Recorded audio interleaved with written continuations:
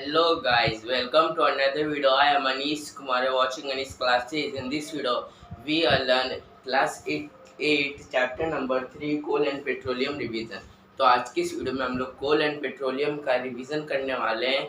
तो आज की इस वीडियो में देखेंगे कोल क्या होता है, कोल कैसे बनता है, कोल के कितने प्रोडक्ट होते हैं, कोल किस चीज़ के लिए यूज होता है, तो वही सब। तो चलो शुरू करते हैं। तो सबसे पहले चैप्टर को शुरू करने से पहले हम लोग रिसोर्सेज के बारे में जान लेते हैं। तो रिसोर्सेज होता क्या है कि resources the substance which are satisfies our life is known as resources. मतलब कि जो सब्सटेंसेस हमारे लाइफ को मतलब इजी मतलब कि सेटिस्फाई बनाते हैं उसी को हम लोग क्या बोलते हैं, रिसोर्सेज। जैसे कि अगर हम लोग अभी स्टडी कर रहे हैं तो हम लोग के लिए क्या ज़रूरत है, पेन, बुक, कॉपी, ये सब। तो वही सब रिसोर्सेज है। तो ऐसे दो टाइप मतलब कि दो टाइप की रिसोर्सेज होते हैं, एक नेचुरल रिसोर्सेज और एक ह्यूमन रिसोर्सेज।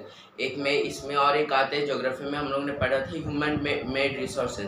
तो उतना उसका काम नहीं है, बस ये दो का काम है। लेकिन उसका भी काम है, मतलब वो भी ह्यूमन मेड रिसोर्सेज में होता है क्या है कि जो भी ह्यूमन के द्वारा बनाए गए हैं उसी को ह्यूमन रिसोर्सेज बोलते हैं।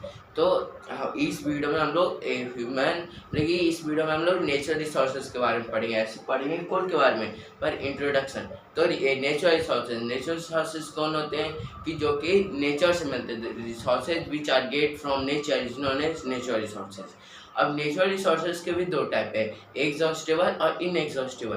तो एग्जॉस्टिबल क्या है, the exhaustible are the resources which are limited stocks and take millions of years long time to renew is known as exhaustible।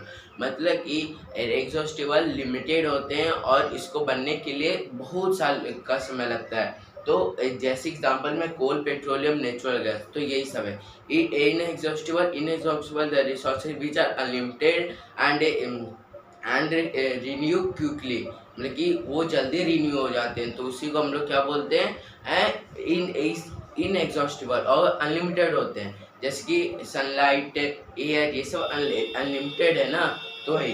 अब देखते हैं हम लोग कोल के बारे में। तो कोल क्या है, एग्जॉस्टिबल है और ये नेचुरल रिसोर्सेज है। तो जो जो कोल, पेट्रोलियम और नेचुरल गैस है वो भी एक सब्सटेंस के अंदर आता है। वो क्या है कि फॉसिल फ्यूल। फॉसिल फ्यूल के अंदर ही तीनों आता है। तो फॉसिल फ्यूल क्या है, तो fossil fuel are the fuel which are use to run motors and everything. तो उसी को हम लोग फॉसिल फ्यूल कहते हैं। तो फर्स्ट आता है कोल। तो कोल होता है क्या, तो coal is a black substance get from the inside the earth due to the high pressure and the heat. मतलब कि कोल क्या एक ब्लैक सब्सटेंस है जिसे हम लोग धरती के अंदर से लेते हैं। वो इसलिए क्योंकि मतलब जो प्लांट है वो जब अंदर धरती के अंदर जाते हैं तो क्या कि हाई प्रेशर और हीट के चलते क्या कि वो क्या कि कोल में कन्वर्ट हो जाते हैं, तो वही कोल कहलाता है। तो कोल अब बनते कैसे कोल वो भी देख लेते हैं। तो व्हेन द प्लांट और mammals goes inside the earth and the layer by layer the soil will up to the animals or the plants, due to the high pressure and heat the mammals and plant convert into coal is known as coal process. तो ये कोल process का मतलब कोल कैसे बनता है, तो जो कोल बनता है वो कार्बोनाइजेशन के प्रोसेस से बनता है। तो कार्बोनाइजेशन क्या होता है, the process in which the coal form due to the high pressure and heat is known as carbonisation. और in the absence of air, मतलब एब्सेंस ऑफ एयर मतलब वहाँ कोई भी एयर नहीं होता। तो अब देखते हैं कोल, तो हम लोग देख लिया। कोल प्रोडक्ट देखते हैं। तो कोल देयर आर 3 प्रोडक्ट है which we get from the coal. मतलब कि जब हम लोग डिस्ट्रक्टिव डिस्टिलेशन करते हैं कोल का तब हम लोग को 3 प्रोडक्ट मिलता है। तो सबसे पहले देखते हैं डिस्ट्रक्टिव डिस्टिलेशन क्या है। तो when the coal is heating in the absence of air is known as destructive distillation। मतलब कि जब कोल एब्सेंस ऑफ एयर में हम लोग जलाते हैं तो उसी को हम लोग क्या बोलते हैं, डिस्ट्रक्टिव डिस्टिलेशन। और इससे 3 प्रोडक्ट बनते हैं। सबसे पहले कोल गैस, कोल टार और कौन सा, कोक। लेकिन जो खाना बनाने में कोयला वही सब। तो फर्स्ट देखते हैं कोल गैस। तो coal gas are basically a use for lighting the street lighting, मतलब कि कोल गैस का क्या कि मतलब कि स्ट्रीट लाइटिंग के लिए यूज होता है। सबसे पहले जो लंदन में लगा था, फर्स्ट 1810 में लंदन में लगा था स्ट्रीट लाइटिंग कोल गैस से। अब देखते हैं सेकंड कोल्टा, मतलब कोल गैस, कोल्टर और कोक।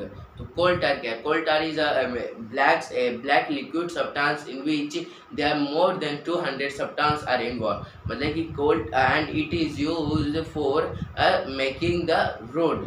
और मतलब कि कोल टार एक सब्सटेंस होता है, पूरा लिक्विड सब्सटेंस होता है जिसके अंदर 200 से भी ज़्यादा सब्सटेंसेस मतलब कि केमिकल्स बोल सकते हो या सब्सटेंसेस रहते हैं।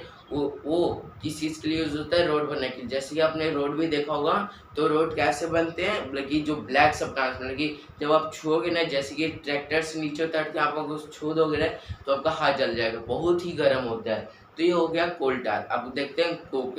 तो कोक क्या है? Coke is a pure form of carbon. In the coke, almost 90% are carbon, and it is used to make it is used as a fuel in home to make food, make food. मतलब कि क्या है कि जो Coke है वो एक pure carbon, मतलब प्योर फॉर्म है कार्बन का, और ये मतलब 98% कार्बन एक कोल के अंदर रहता है, और इसका यूज़ करते हैं कि घर मतलब खाना बनाने के लिए यूज होता है। तो ये हम लोगों ने देखा कोल के बारे में। हम लोग नेक्स्ट वीडियो में पेट्रोलियम के बारे में देखेंगे। अगर आपको वीडियो अच्छी लगी तो लाइक शेयर और सब्सक्राइब करना मतलब। Thanks for watching, bye bye. हम लोग रिवीजन कर रहे थे।